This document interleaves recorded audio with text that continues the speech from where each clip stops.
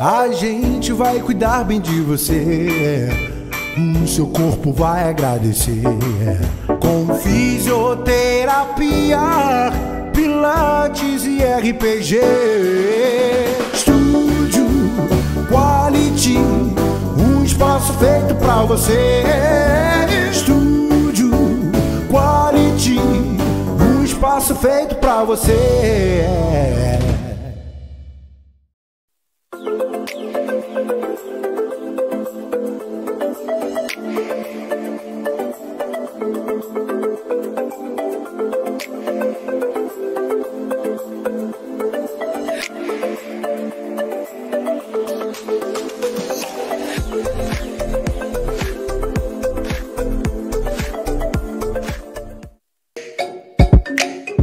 Eu quero ajudar você que deseja começar a empreender ou que já está nessa jornada empreendedora e deseja alavancar os seus resultados, a ter uma gestão estratégica, aumentando as suas vendas e elevando a satisfação dos seus clientes. Eu sou o Nicolas Beirão e há mais de 7 anos eu tenho ajudado empreendedores, empresários aqui na região dos Lagos, através do meu programa de mentoria, que é o programa Alavancagem Empresarial.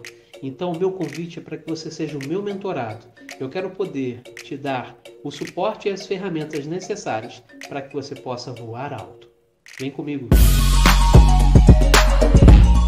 Lu Fernandes Beach Tênis. Venha se divertir praticando beach tênis com o Lu Fernandes, bem na Praia do Forte, em frente à Praça das Águas. Telefone 21 98201 0981. Lu Fernandes Beach Tênis. Diversão com saúde. Show Beleza, a sua loja de cosméticos mais completa da região. Aqui você encontra esmaltes, maquiagens, progressivos, tintura para cabelos. Venha nos fazer uma visita e conferir nossos produtos nacionais e importados. Em Cabo Frio, na Rua José Bonifácio, número 1, Centro. E em São Pedro da Aldeia, Rua Epaminondas Pereira, número 9, Centro. Show Beleza, a sua loja de cosméticos mais completa da região. Sabe aquele lugar com aquela comida caseira maravilhosa? No Saradão você tem almoço, executivo e quentinhas com cardápios variados e noite a melhor hamburgueria e pizzaria de Cabo Frio, com promoções e entrega rápida.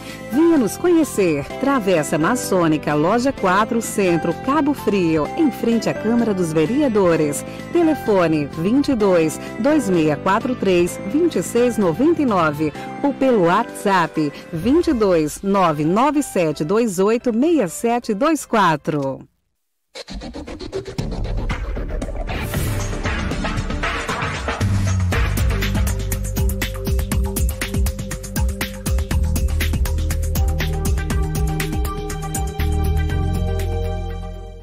Reprogramente. Oferecimento Beach Tênis, Saradão, Nicolas Beirão e Show Beleza.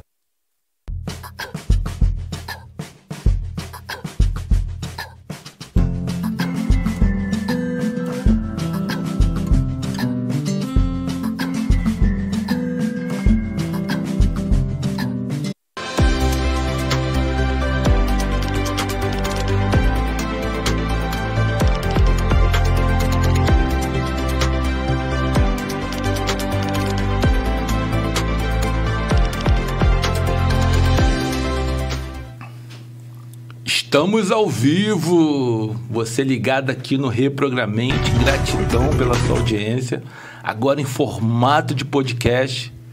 E hoje eu trouxe uma pessoa que a vibe dela é o mundão. Vamos estar falando sobre um assunto bem interessante, dopamina. Doutora Alessandra, gratidão ter você aqui com a gente, para a gente bater esse papo legal. Esse papo aí que vai esclarecer para as pessoas a importância da dopamina, os seus excessos, a sua falta. Muito bom ter você aqui. Obrigada, boa tarde, mundão. Obrigada, Demétrio, pelo convite. Bom, gente, não vou fingir costume. Isso aqui é um set completamente novo pra mim e estou nervosa, confesso. Tá com cortisol em excesso aí? Tô meio tremendo aqui. Vamos ver se durante o bate-papo a gente ativa esse sistema dopaminérgico que a gente vai falar tanto e eu saio daqui mais relaxada. Certo? Vamos sair sim, porque vai ser um papo bem legal. E você que está assistindo a gente aí, ó, compartilha, porque o papo de hoje É um papo que pode ajudar pessoas, assim como já teve médico aqui, especialista na medicina do sono. Depois a gente teve um feedback interessante. Pessoa falou, Demetrio, estou precisando dessa ajuda. Então compartilhe com o maior número de pessoas, porque o papo hoje aqui está muito bom. A doutora que falou para mim que não gosta nem de ser chamada por doutora. Gente da gente, que legal, que bacana, que bacana. A primeira psiquiatra aqui no programa. E foi muito legal porque quando eu estava vendo a questão do bate-papo que a gente ia ter, eu tive a sacada de que as pessoas que mais influenciam a minha pegada na hipnose são psiquiatras. Milton Erickson, o pai da hipnose ericksoniana, né? Eu me baseio muito na pegada dele. Eu até brinco que a gente não culpa Freud por ter rejeitado a hipnose. Freud usa a hipnose por 10 anos, ele deixa de lado para a associação livre. Freud não conheceu Milton Erickson, né? Milton Erickson é um psiquiatra americano que deu uma nova roupagem nessa hipnose que a gente tem hoje, da década de 70 para cá. O outro é a Sofia Ball, que é uma psiquiatra brasileira. Sim. Ela é bem contemporânea, ela trouxe o Instituto Milton Erickson para o Brasil, uma psiquiatra do pão de queijo, mineira. E o outro é um livro muito legal. Foi o meu primeiro livro de hipnose que eu li, de um psiquiatra judeu, chamado Gerhard, acho que Speckton. Imagens que Cura é o nome do livro dele. E até hoje eu utilizo muito no ambiente terapêutico aquelas técnicas extremamente simples, onde a mente não vai distinguir realidade de imaginação. Ele vai fazendo alguns exercícios ali para curar tanto transtorno de origens mentais como de questões relacionadas a questões físicas, digamos assim. E vamos que vamos falar sobre dopamina. O que é dopamina, de onde vem? Eu encontro isso em cada esquina, conta pra mim. Primeiramente, gente, sou Alessandra Trindade, sou médica psiquiatra, já com quase 9 anos aí de formação. 9 anos? Uau! Botox trendy. Bom, gente, falando um pouco da dopamina, né? Ela é um neurotransmissor. Quando a gente diz neurotransmissor, a gente está falando de uma espécie de hormônio cerebral. Ele vai atuar no nosso cérebro levando uma mensagem. O que a gente pode associar a um neurotransmissor? Uma espécie de carteiro. Ele é o correio, é ele que vai levar as mensagens no nosso cérebro. E quando a gente fala de dopamina, a gente está falando de um carteiro com entregas muito importantes, porque tem vários sistemas no nosso cérebro com receptores da dopamina fazendo diversas ações diferentes. Então, estamos falando de um neurotransmissor que vem de um aminoácido. O aminoácido seria uma espécie de uma proteína, que é a tirosina. Outros neurotransmissores, que também são muito divulgados e que vocês já devem ter ouvido falar, são a serotonina e a noradrenalina, que são uma espécie de irmãos da dopamina. Certo? Ficou aí claro? Alguma dúvida de quem é a dopamina? Eu lembrei logo do carteiro, falei, deve ser o Sedex, aquele que a gente fica guardando, né? Aí vê que... E o problema é quando ele não entrega, né? Quando ele entra em greve, né? Pois é, temos grandes problemas. Fiz a compra, tô aguardando a recompensa... E não vem. Exatamente onde eu queria chegar. Geralmente, né, quando a gente faz uma compra online, a gente fica muito ansioso para aquela entrega.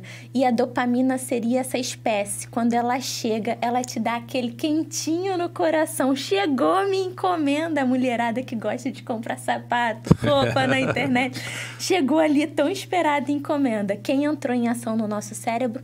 A dopamina. Dito e feito, você pode ter certeza que você está encharcado de dopamina nos locais certos do nosso cérebro. Porque a dopamina indo para um local, uma região diferente, que é o que a gente pode ter com substâncias psicoativas ilícitas, ela vai gerar um transtorno.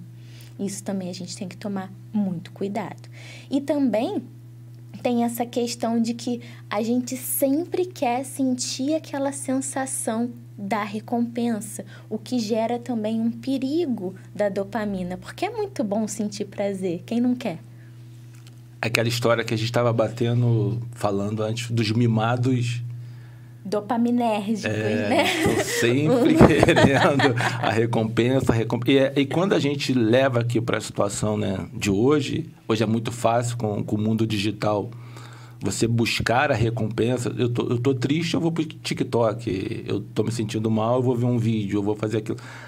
A gente acaba saindo um pouco daquela ideia que a tristeza também faz parte da nossa jornada, né? Então, temos também estudos aí muito importantes de que o que as redes sociais vêm trazendo pra gente, que causa uma frustração muito grande, é da gente ver uma outra vida tendo aquela recompensa, vamos supor, seguir uma blogueira que está em viagem e você querer aquela recompensa para sua vida, certo? Então, você se frustra muito mais facilmente, porque você acha, nossa, se ela tem isso, por que eu não tenho? Isso gera uma frustração além da frustração normal da vida, que a gente estava falando anteriormente.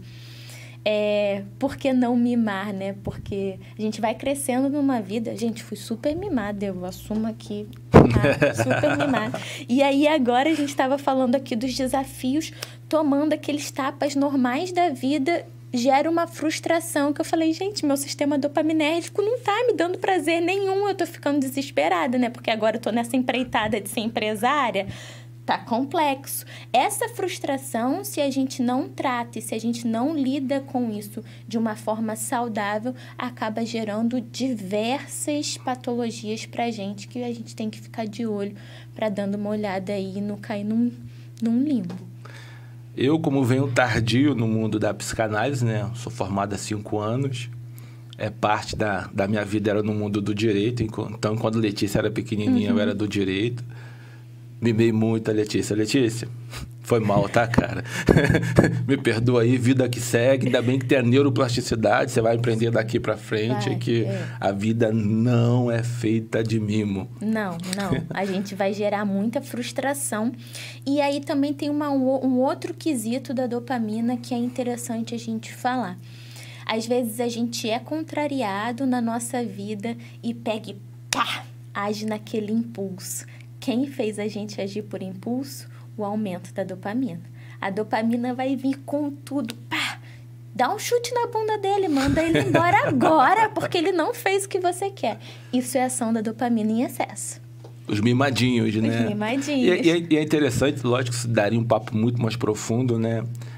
Eu acho que essas reações neuroquímicas que acontecem no cérebro, né? No córtex, nas amígdalas e tantas outras questões, os primos, os irmãos da dopamina, vai fazer que quase sempre eu tenho essa sensação, e falo isso aqui por conta e risco, é como se o livre-arbítrio não existisse, como se você vai tomar uma decisão baseada pelos inputs que você já teve lá no passado. Ou você brigou com alguém, ou seu pai brigou com você, ou sua mãe brigou com você, ou você está no dia de estressada, você está lá no trânsito, de repente você xinga alguém, de repente você briga com alguém, só que você não estava predisposto a fazer aquilo ali. Naquele momento você está com a enxurrada ali de neurotransmissores, seja a endorfina, a serotonina. Serotonina não, que é do bem, né? Não, todos são do bem. Depende da quantidade. Da quantidade, tudo na vida, né? depende se é para o equilíbrio, né? Então, a gente vai precisar desse equilíbrio para o bem ou para o mal. Inclusive, da dopamina, da serotonina, de qualquer neurotransmissor. Mas isso muito tem a ver também com a nossa neuroplasticidade. Se você está acostumado uma vida inteira a ter essa resposta, quando você é contrariado, pá, vai de novo vir essa enxurrada de neurotransmissores que sempre veio. Entendeu? E tem como a gente mudar isso. Sempre. Letícia, vida que segue, você foi mimada até os 17 anos, você está com 20 anos, então neuroplasticidade em você. A partir de hoje, vida difícil, tá bom? Vida difícil para você. Foi mal aí, gente. Gente, a Alessandra é a médica da Letícia aí, ó. A Letícia tá vindo aí, ó. Vida difícil a partir de hoje. Vamos ressignificar isso aí, né?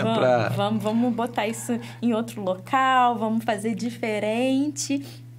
E voltando, né, nessa questão da dopamina, das diversas funções que ela tem, vocês não imaginariam que ela poderia fazer um retardo do esvaziamento do estômago. Imaginou isso? Uma ação periférica, né? Porque tá do nosso pescoço para baixo e a dopamina tá aqui em cima. Então, assim, o poder dela é muito grande. Nesse contexto, a pessoa vai ter problema de obesidade. Talvez, sim, um problema de obesidade, um problema de azia, um problema de esofagite. E, às vezes, o contexto está lá em cima. Eu achava que o problema do estômago teria muito relacionado ao excesso somente do cortisol, mas da dopamina. Não, tem dopamina aí também. Outra questão que tem a dopamina, que, às vezes, muita gente não sabe, é no Parkinson.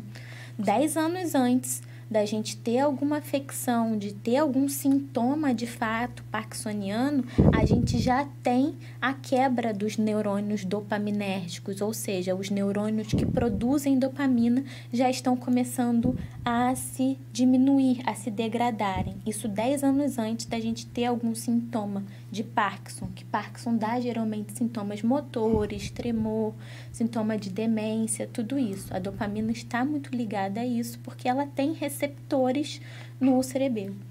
Então, nesse caso, você está falando do movimento. A dopamina também é responsável pelo nosso movimento. Sim. É interessante que eu vi um estudo recentemente que ia falar da relação da dopamina com a obesidade. Certo. Esse estudo falava que a relação dopaminérgica, o nível de dopamina que está sendo produzido ali, na questão do obeso, ela acaba sendo, às vezes, menor. E é onde ele fica tentando buscar a recompensa no carboidrato e no açúcar, né? Que é aquele efeito rápido, né? Sim.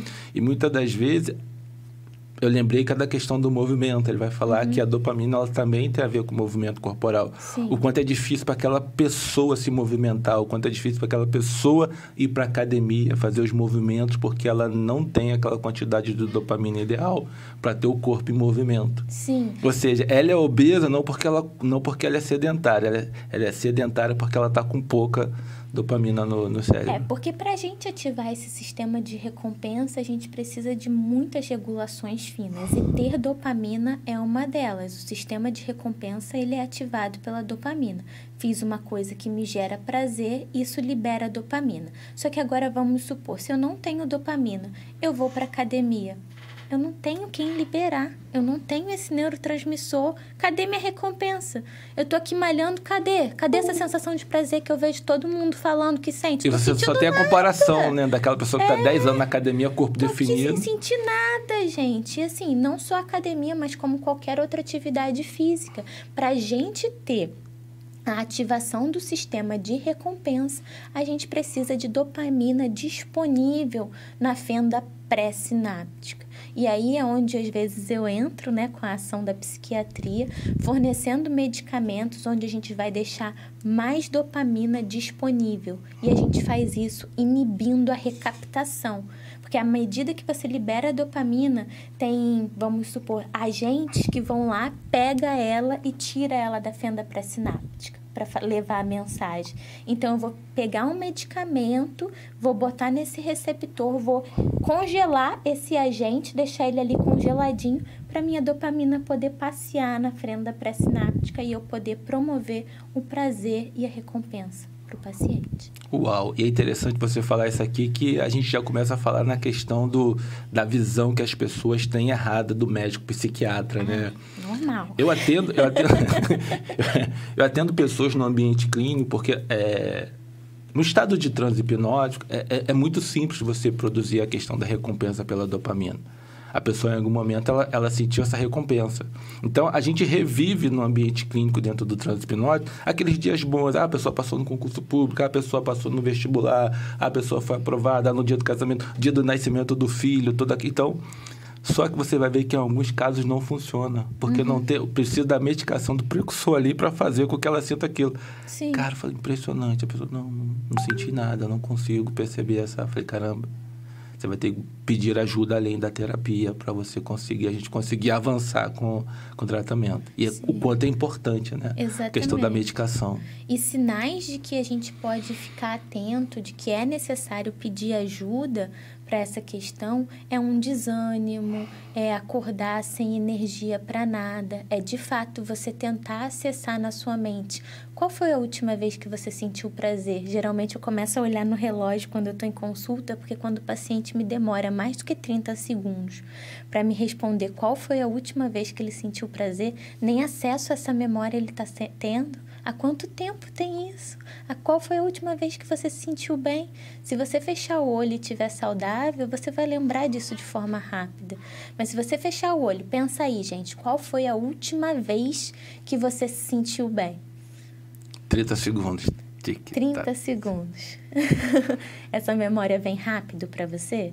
Se não vier, é um sinal de alerta. As coisas do cotidiano que te davam prazer antigamente, que você fazia, estão te dando prazer ainda hoje? Certo? Ou você está procurando, de fato, repetidamente um sistema de recompensa onde já está indo para um ciclo patológico, como compras compulsivas, uso abusivo de substâncias como álcool, ou uso até de psicotrópicos que vão liberar dopamina, que não são lícitos, né? Que são as drogas ilícitas. E hoje em dia a gente quer tudo muito fácil. A gente não está tolerando se sentir triste, como a gente estava falando. Então você quer aquela recompensa. Então você vai pegar, vai abrir o iFood e vai pedir um hambúrguer. Aquilo vai te dar um prazer imediato que deve durar aí, em média, a meia-vida da dopamina. Meia hora, 40 minutos e depois... Vem a culpa. Vem a culpa.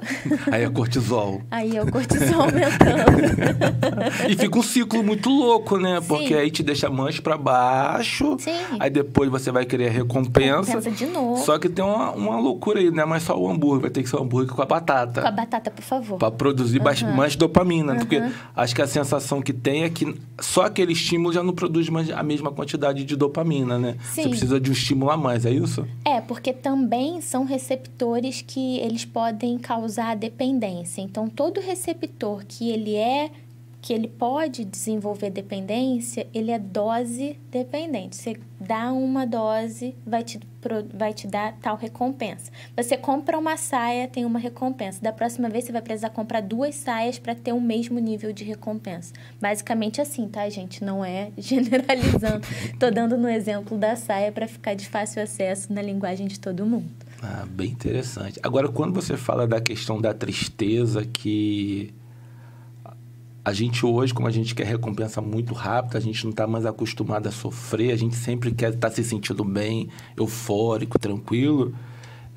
Eu digo no ambiente clínico que a tristeza, ela faz parte. A tristeza faz você refletir no problema. Sim. Porque se você tem uma dificuldade, você foi mandado embora, ou brigou com a esposa, ou brigou com o filho, o momento de tristeza é o momento de você estar focado naquele problema. E quando você está focado, você pode achar soluções. Sim. Agora, se você brigou com alguém e vai para o TikTok buscar recompensa, naquele momento você não está pensando em nada. Não. Então, você tem naquele momento, para você cobrir aquela tristeza, você vai buscar a recompensa. Pode ser na comida, pode ser nas redes sociais, pode ser nas drogas, bebidas e tantas outras coisas.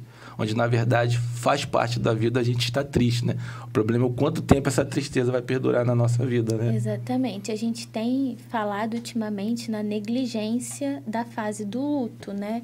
Que aquele momento que te gerou um desconforto, que foi um gatilho, falecimento, términos de relacionamento, como que você vai esperar estar se sentindo bem? Você não vai se sentir bem e isso é normal. A gente não está aqui para te robotizar, para criar uma máquina de sensações bons e de euforia. E que você tenha aquela mesma produtividade, que é o que o mercado exige, que você mantenha aquela mesma produtividade que você estava quando estava tudo bem na sua vida. Então, esse momento é um momento de elaboração e de construção, certo? E muitas das vezes a gente pega isso e se você não tiver com muito cuidado e muito cautela, você vai medicar uma vicissitude da vida. E aí, quando vier o próximo problema, mais medicação? É a saída? É isso que a gente vai fazer? Onde a gente vai parar assim? Nossa, você está falando do luto. Foi 2013, 2014, eu não tinha esse conhecimento de fato. Quando o cachorro da Letícia morreu de tarde, à noite eu já estava com outro. A questão da proteção, né? Como é importante viver o luto, né? O luto faz parte ali do próprio desenvolvimento emocional, né? Sim, é muito importante a gente para ela não sentir o luto, aquela proteção errada da paternidade. Cabelo mandou outro cachorro no mesmo dia. Que loucura. Não deu nem tempo de elaborar uma falta, já tinha outra ali que às vezes ela nem sabia como que ela faz para assim, ela não vai transferir um amor de um que faleceu para outra. Ela vai construir outra relação ali, né? E fica uma lacuna, né? Fica, né? Porque às vezes você não sabe, assim, e gera às vezes até raiva, né? Não quero um cachorro novo, eu quero o meu cachorro. Meu cachorro. Então a gente tem que elaborar essa fase também, ela é muito importante. Só que a gente acaba buscando, fazendo com que a gente não sofra, o que a gente ama não sofra, ficar buscando soluções mediáticas para resolver aquele problema. Mas, na verdade, o estresse, o medo, a tristeza faz parte desse contexto, dessa criação da tão falada inteligência emocional. Que é difícil. É uma inteligência, eu digo que é muito inalcançável, fácil. né? Como se a gente fosse a cada dia querendo um melhorar, passinho, um passinho, né? Não vou agir dessa forma, vou agir de tal forma. Isso é uma construção diária, gente. Porque senão eu vou para as redes sociais e fico louco, né? Você que é empresária, gente, foguete não dá ré. Eu falo, foguete dá ré sim. Tem mês que foguete dá ré. Não dá ré, nossa senhora. A gente não é foguete. Pois é. Mas a gente deve ter virado foguete em algum momento aí, tá? Cara, em algum momento dá ruim. Meu negócio é foguete. Aí você vê, né? Você é empresária, você vê o cara falando da alta performance.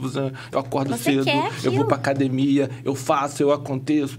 Cara, aquilo ali é o mundo ideal, vamos pro mundo real. O mundo real é tentar se aproximar. Mas se algum dia, cara, segunda-feira eu não quero ir pra academia, não.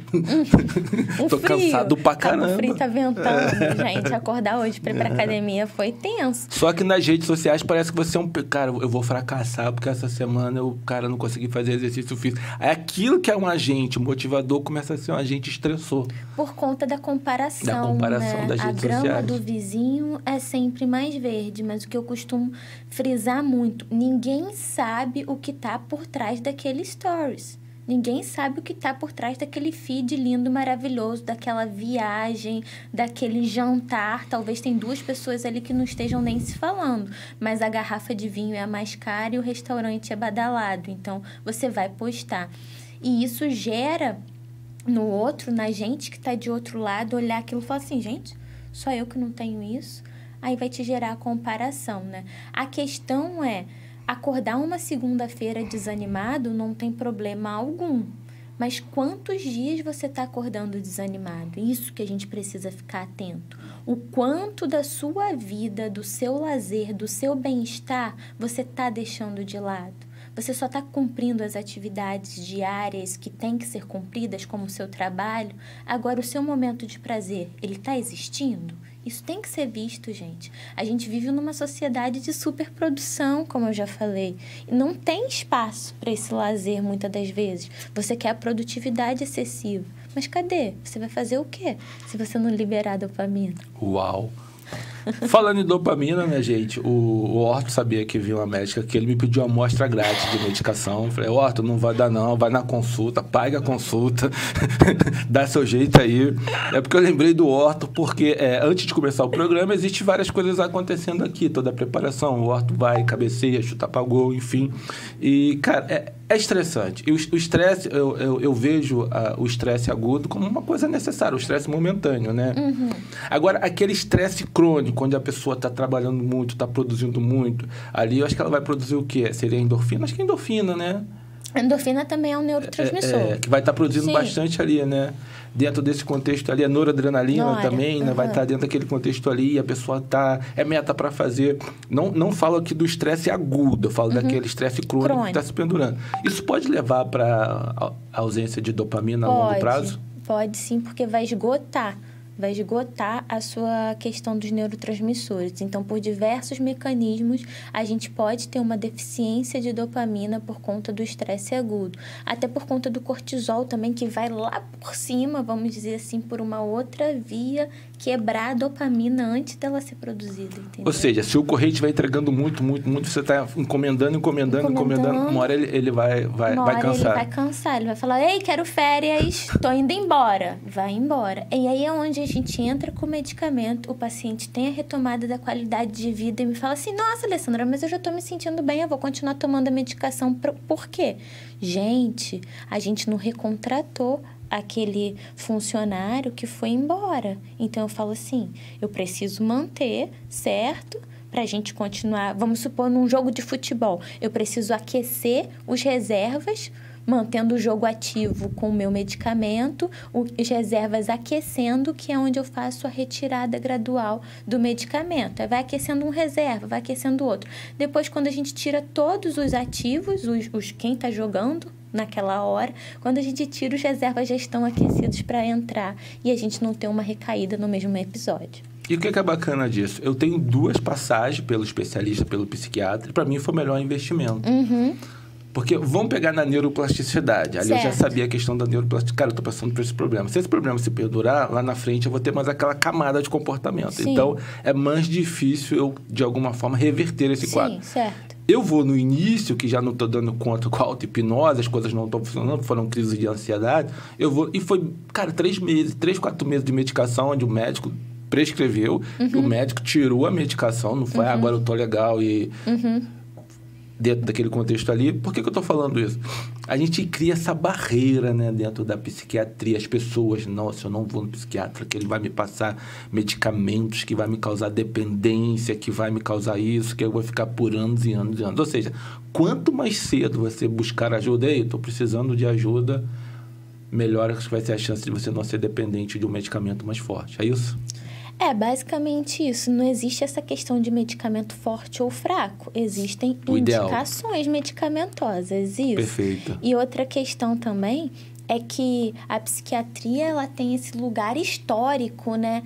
Os manicômios, hoje inclusive é o dia da luta antimanicomial, onde a gente parou de ter essas internações psiquiátricas. Esses locais eram locais onde se colocavam leprosos, excluídos sociais, perseguidos políticos. Então, isso tudo entrou no rol da psiquiatria. Então, o doido, o louco, era uma imagem que ninguém queria por perto. Então, como que você vai querer ir no médico psiquiatra se é essa roupagem que deram para a psiquiatria? Só que hoje em dia a gente vem com a pegada de devolução de qualidade de vida. Eu até costumo dizer, gente, geralmente psiquiatra, o paciente chega para minha frente, nossa, achei que fosse uma senhora. Eu falo, gente, normal, vamos lá, vamos ajudar, vamos ver o que está acontecendo. E quando a gente pega a primeira vez de um paciente virgem de tratamento, fazer a medicação, ver aquela mudança que para mim é a atividade fim da minha especialidade, ver aquele brilho no olhar de novo, poder ajudar o paciente a fazer todas as suas funções e depois retirar a medicação e ele fala assim, nossa, eu não sabia que era assim. Ou então, na hora de retirar, ai, doutora, tô tão bem, tem que tirar já. Eu falei, gente, mas você chegou aqui não querendo nem tomar, como que quer tirar já? Vamos tirar, porque a gente tem segurança para isso. O tratamento, quando a gente fala de um paciente, para Freud, dito neurótico, que são essas doenças, ansiedade, depressão, vistas como mal do século, a gente está falando de um tratamento com início, meio e fim. Nada impede que em outro momento da sua vida você venha a precisar desse recurso novamente. Mas a gente fala de medicamento de uso contínuo quando a gente está falando de um paciente psicótico. E olha que incrível, esse paciente psicótico, ele tem excesso de dopamina em locais errados.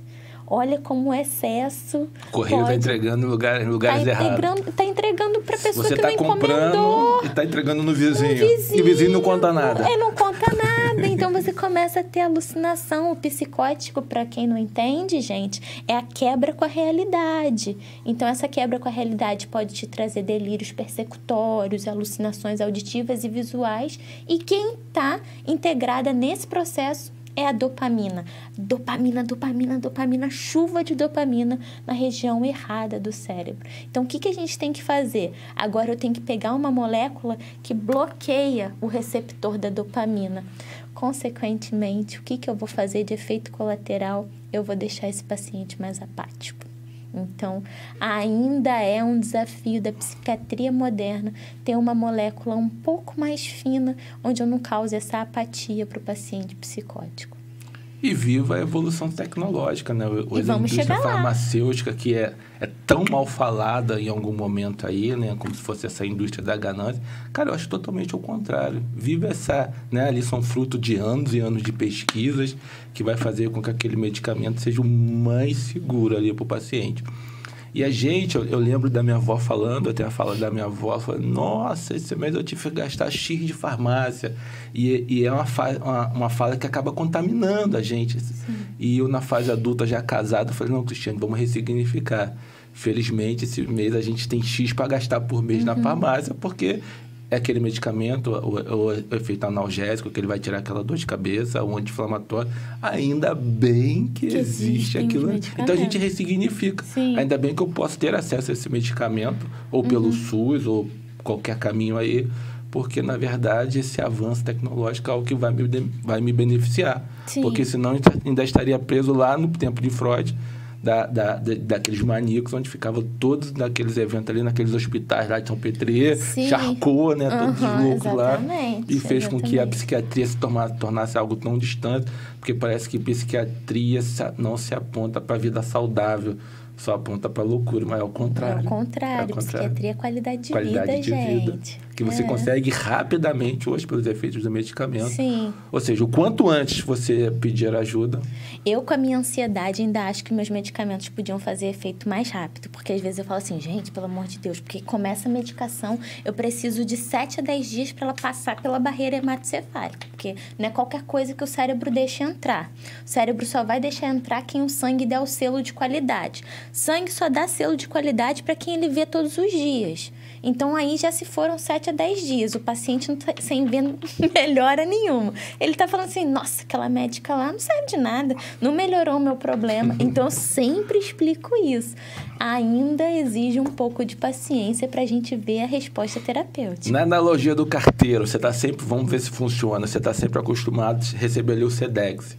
De repente, você fez uma compra e quem vem entregar o Mercado Livre, o Mercado Livre está entregando isso aí. O que é isso aí? Até entender que já existe o Mercado Livre, que é melhor que os Correios. Pois é. Até aceitar aquela mudança ali, deve ser por isso que demora essa questão do... Sim, um pouco, porque assim, só entra direto no cérebro quem é uma substância mais pesada. Então, a gente está falando das drogas de fato. Os medicamentos, eles não conseguem esse acesso tão direto. E quando ele chega, fica essa bagunça, como eu costumo dizer... O medicamento chega, é uma espécie de uma faxina. Ele tira tudo do lugar. Aí, o que você pode sentir? Uma piora dos sintomas. Porque ele vai tirar... Vamos todo mundo organizar aqui, hein? Que eu cheguei. Ele vai fazer uma faxina. Para depois botar tudo no lugar. Certo? Então, essa faxina...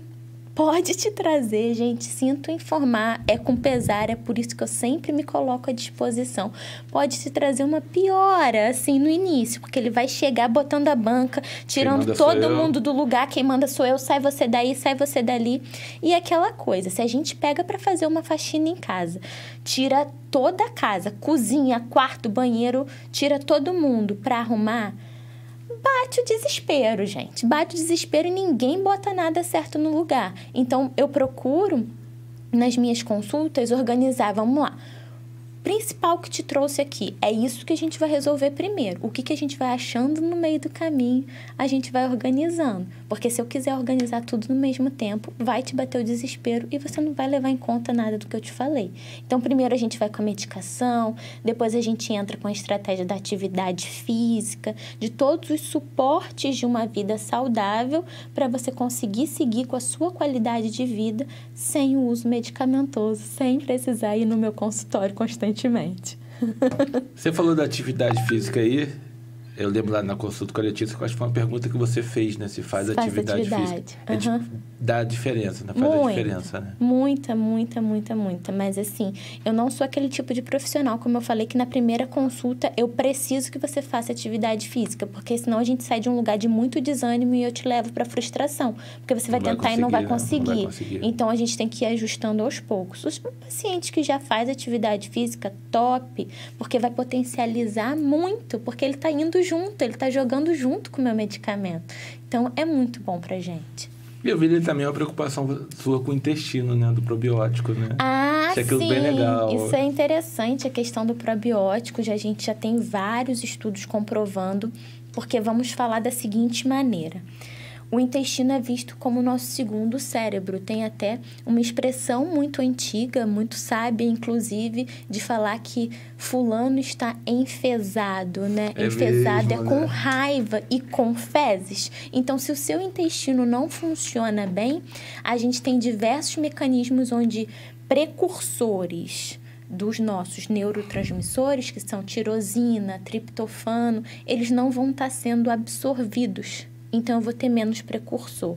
Então, o legal é a gente ter um intestino com a flora bacteriana saudável. E a gente ataca a flora bacteriana todo dia. Hambúrguer, refrigerante, bebe pouca água, vendo aí, Horton? toma tal medicamento, que isso, que aquilo vai causando uma espécie de atapetamento. Ou seja, as bactérias saudáveis não estão ali, não estão conseguindo tirar o melhor do alimento, e aí você não tem o precursor do seu neurotransmissor. No caso, o precursor da dopamina é a tirosina. A gente consegue encontrar tirosina em ovo, carne, feijão, tudo isso tem tirosina, certo? Aí essa tirosina ela vai ser quebrada em L-Dopa.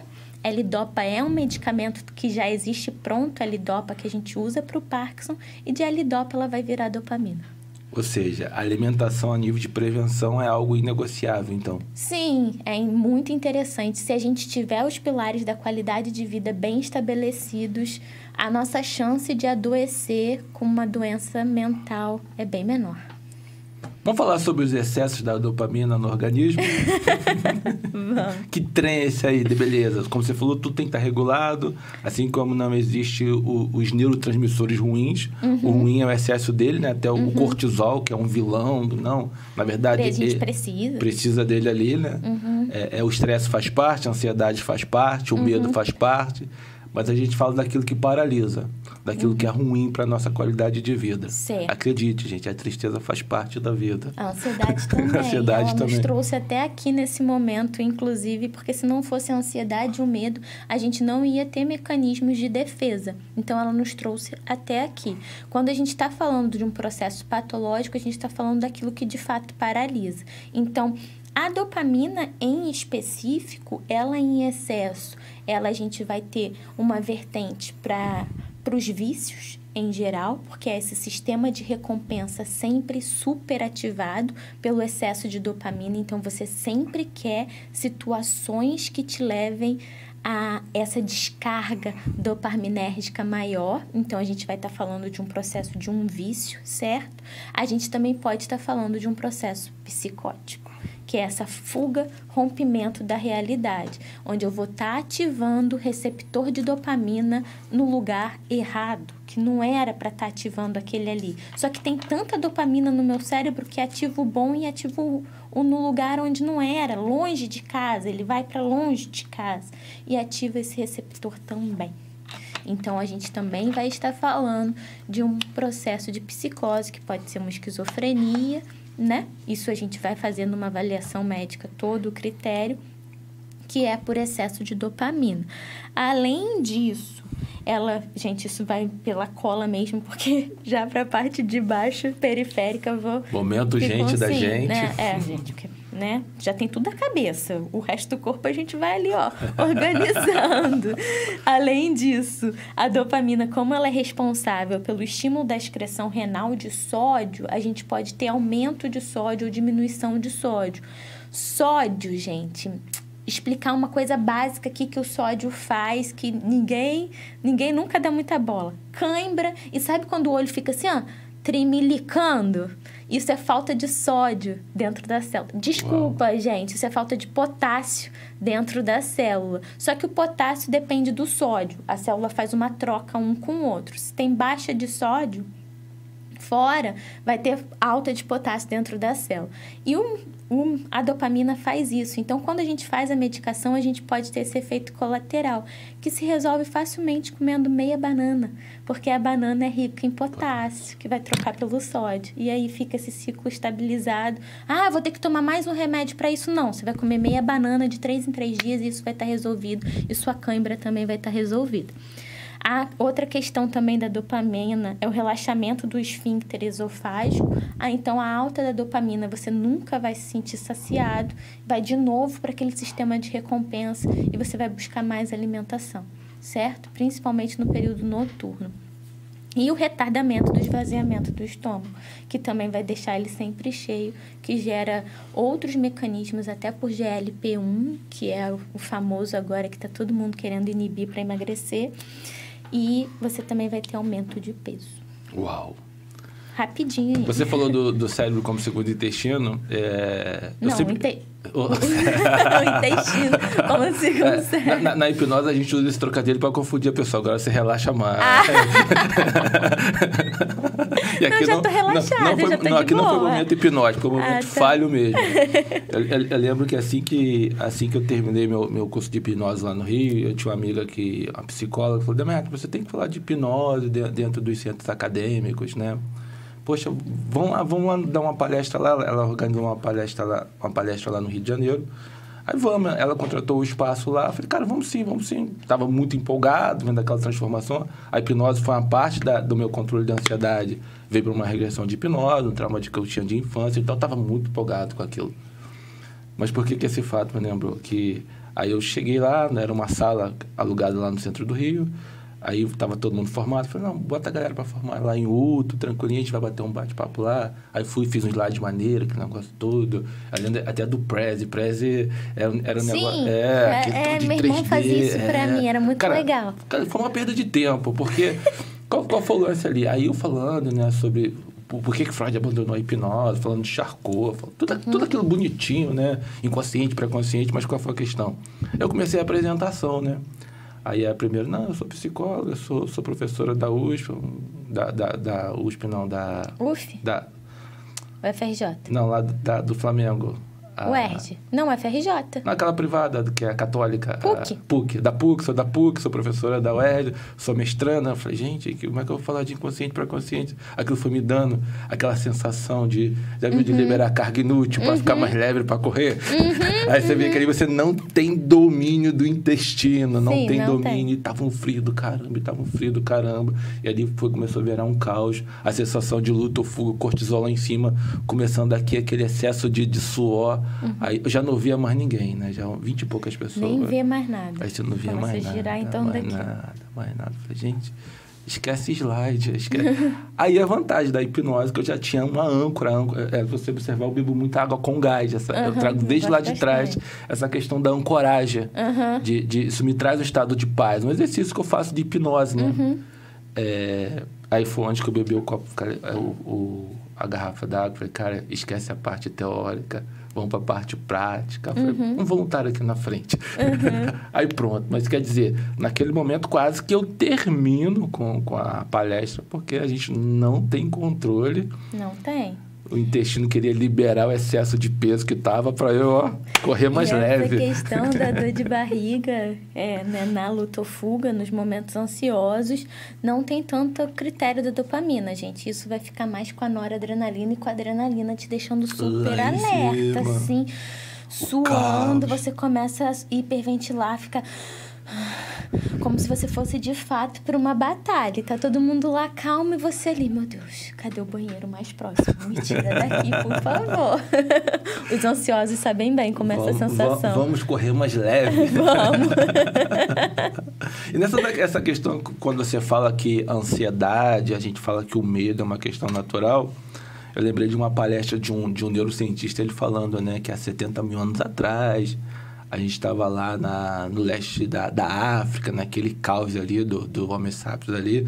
A gente tinha a questão do tigre querendo pegar o homem, tinha a questão do elefante, a gente tinha tinha as cobras. Então, todo e qualquer momento, o homem ele tinha que ficar naquela situação de alerta. Sim. Aquele cara paz e amor do mundão não ia sobreviver, não. Que borboleta linda. Não ia, pois é. Por isso que a gente fala que a ansiedade nos trouxe até aqui, né? Nos permitiu chegar até aqui. E até hoje, gente, se a gente não tiver no mínimo de alerta, coisas podem acontecer. Só que o problema hoje é que a gente leva a ansiedade pro sofá, né? Você tá sentado tranquilo. no sofá em alerta. Pra quê? Pra quê? Você vai deitar, vai dormir, seu cérebro... Quem nunca sentiu isso, gente? O cérebro do nada... sei lá, eu costumo falar também com os meus pacientes que o ansioso, ele tem muito esse mecanismo, né? Tá vindo uma onda no mar. Ótimo, momento de paz, seu pezinho ali molhando. Se essa onda aumentar? E se essa onda aumentar mais? Gente, será que isso pode virar um tsunami? Cabo Frio vai ser a próxima cidade com tsunami, eu tenho certeza. Eu vou embora da praia, eu vou embora daqui. Será que vai pegar em São Pedro, onde eu vou estar salvo? Qual é a chance daquela onda virar um tsunami? 0, mas na mente do ansioso, ela vai virar um tsunami com certeza e ele vai embora da praia, certo? Até a gente mudar esse padrão de pensamento, demora um pouquinho. É desafiador, né? É desafiador. É igual, esses dias eu passei por um evento bem estressante lá no Rio de Janeiro. Foi uma questão de uma emergência médica. E eu estava saindo 2 horas da manhã da Tijuca. Então, eu morando aqui na região. Falei, cara, 2 horas da manhã na Tijuca, eu vou fazer o seguinte. Eu não vou respeitar nenhum sinal. Vou pegar todos os sinais. Só que a Tijuca é badalada pra caramba. Não tinha condição de eu furar um sinal. Aí a mente começa a vir, né? Por mais que eu não veja a TV hoje, mas você tem o da Atena falando na minha mente, tiroteio não sei aonde, tiroteio. Falei, cara, o caos. Aí você vê, cara, não, peraí, cara. Tá todo mundo aqui. Aí você olhava pros bares, a gente tá falando de Rio de Janeiro à noite, né? Olhava as pessoas estavam lá tranquilas. Eu tava vendo pessoas saindo do shopping com carrinho de bebê, aquela situação, passeando, enfim. Falei, cara, esse caos que está acontecendo na minha mente, ele não é uma realidade. Sim. Só que até eu processar isso aí, já tinha passado. Um pouco. Demora um pouco. Na hora, Porque hora você acha que você está o tempo todo numa situação de perigo. A todo qualquer momento vai vir alguém, vai te assaltar, vai acontecer. Só que quem mora no Rio de Janeiro sabe disso. Eu já morei no Rio de Janeiro. Rio de Janeiro é uma cidade perigosa, a gente sabe disso, mas o assalto ele não está em todas as esquinas. Sim. Talvez você vai passar 30 dias no Rio de Janeiro sem ver um assalto. Pois é possível. Porém, para nossa mente, o perigo está em toda e qualquer esquina. É o estado de alerta constante. Estado de alerta. Ainda mais se você já passou por aquele evento. Sim, aí a gente vai também pode falar de uma outra afecção que é o transtorno de estresse pós-traumático, né? Que estamos aí numa onda que é o pós-pandemia, então tem bastante gente sofrendo com essa questão do transtorno de estresse pós-traumático. Ficar em casa não foi legal pra galera, não. Não foi legal e foi legal. E aí a galera não tá conseguindo voltar como era. Isso está gerando, a gente está vendo até nas escolas os altos índices de ansiedade, de impulsividade, que é por aumento de dopamina, porque aquela criança estava num ambiente onde era mais controlado, sem contato com outras crianças, ela não ouvia não, ela não era contrariada. Os mimados. Aí vai para o colégio, um amiguinho não diz sim ali naquele momento, não quer brincar daquilo, ela se irrita e ela vai para a parte agressiva. Que também essa parte agressiva é por aumento de dopamina. Uau! Temos aí o transtorno de estresse pós-traumático, gente. É uma realidade bem permeando grande, né? nossa sociedade com bastante intensidade. Quando você fala de transtorno desse excesso de ansiedade, a nível de clínica, qual o maior número de pacientes que você pega hoje com relação à ansiedade ou depressão? Se tem mais ansioso ou se tem mais depressivo? Isso. Gente, eu costumo dizer que, assim, é muito difícil você ver uma afecção isolada da outra. É muito difícil. Até porque o receptor de uma e de outra é coladinho. E o que acontece muito? A depressão te limita de fazer as coisas, você se sente triste, tem uma descarga ali de neurotransmissores e seu cérebro entende como uma crise de ansiedade. Então, você tem uma crise de ansiedade dentro do episódio depressivo. Então, é muito comum as duas patologias virem juntas para o tratamento, que a gente chama isso do transtorno misto ansioso e depressivo. E a ansiedade, por sua vez, se ela chegou primeiro, ela vai te limitando de fazer as coisas e aquilo vai te frustrando e vai te levando para um episódio depressivo. Então, o que a gente mais vê é o transtorno misto. São as duas afecções juntas. Horas a depressão um pouco mais constante, horas a ansiedade um pouco mais constante.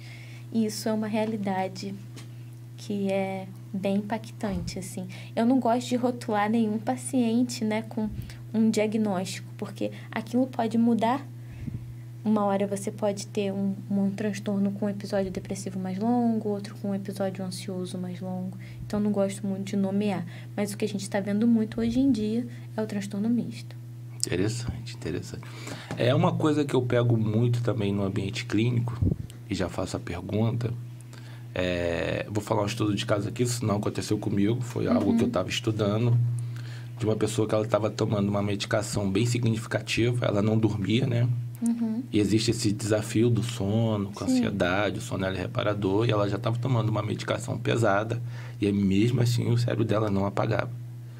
Esse profissional, ele relatou que na hipnose, olha que interessante, quando ele faz a regressão, ele pega essa adulta com 5, 6 anos de idade, ele relata que eles moravam naquelas casas de antigamente, que eram aquelas casas de telha, que a parede não ia até entre um cômodo e o outro era meia parede. Ai, não sou dessa época não, graças a Deus. Olha o Horto se acusando ali, ó. Então, ele falou que dava... essa criança ouviu o pai falando pra mãe, eu só não vou embora daqui de casa por causa dela. Então, aquela criança falou, cara, eu não posso dormir. Porque senão... Se meu pai vai embora. Abandonado. E como a memória ela não amadurece, a memória afetiva ali da infância, aquele registro traumático ali, é daquele momento da infância, fica lá na inconsciência, ela se torna uma adulta preocupada que em algum momento o pai vai abandoná-la. Sim. E por que eu faço essa pergunta? Em algum momento, mesmo com a medicação, ou quase em todos os momentos, você vai ter que também encaminhar para uma base terapêutica, né? Sim. Geralmente, sim, a gente precisa... Tem alguns pacientes que são resistentes de início, não forço. A gente espera ver aquela melhora, igual com a questão da atividade física, a gente espera ver aquela melhora para encaminhar o paciente para terapia, porque muitos ainda são resistentes.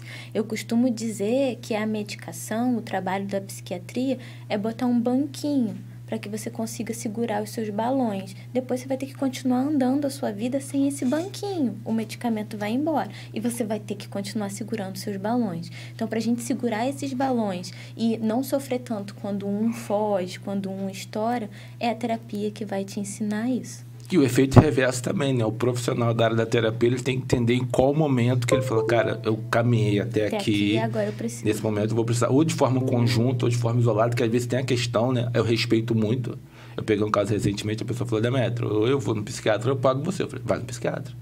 Nesse momento você vai ficar aqui, eu não vou te ajudar. Sim. Lá na frente a gente vê, você retorna comigo ou com outra pessoa. É o profissional ter essa ideia de que a questão mais... digamos assim, importante naquele momento é o bem-estar daquela pessoa que ele está atendendo, né? Às vezes elas vão se complementar, às vezes por questões financeiras, cara, não, eu não posso estar nos dois agora, então deixa eu fazer isso aqui. E quase sempre eu vou dizer que quando a pessoa chega para buscar ajuda, não começou aquele problema ali, aquele problema já vem se persistindo. Anos e anos. Aí entra a neuroplasticidade. Pois é. Né? O cérebro ele vai acostumando com aquele comportamento Você ali. só repete. Só vai repetindo, aquilo se torna um padrão indesejado, porém é um padrão de pensamentos que você tem. Sim. E quase sempre eu vou dizer, quando a pessoa ela já está há vários anos ou tempo com aquele problema, o primeiro caminho é a psiquiatria. Para depois a gente fazer toda essa intervenção, porque não vai ter regressão, não vai ter ressignificação, não vai ter ponte ao futuro, porque não vai funcionar.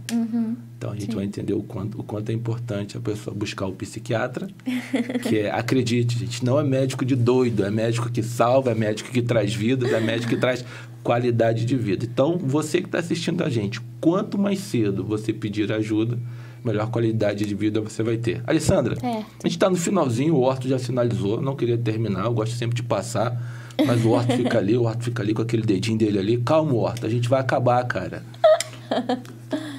Como que o pessoal te acha, sua clínica em Cabo Frio, seu contato? Então, gente, o meu contato pelo Instagram, Alessandra S. Trindade. Tem o meu telefone também, quem quiser mandar mensagem, quem precisar, quem ficou com alguma dúvida, quiser me perguntar, é 21 97231 4656. Vou repetir mais uma vez.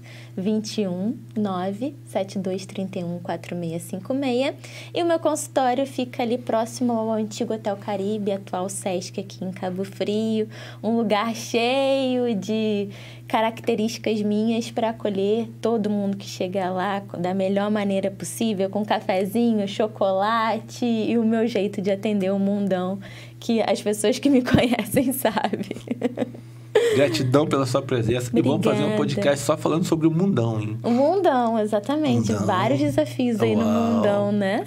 Gratidão pela sua presença. Obrigada, muito obrigada pelo convite. Você que assistiu a gente até agora, seja na reprise, seja no ao vivo, compartilha aí e faça com que essa informação chegue ao maior número de pessoas. Gratidão pela sua audiência. Beijo, obrigada.